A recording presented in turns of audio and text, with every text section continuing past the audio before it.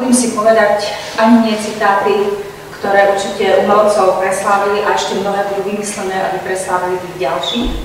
Ale napadla ma jedna spojovacia myšlienka a to je alchýmia. Spojovacia myšlienka možno medzi našou, dovolím si povedať, whisky, že pri oboch je nutné určite dar od Bohov, veľa trpezlivosti, veľa talentu, trošku aj chemických procesov a určite aj nejaké poboskanie múz.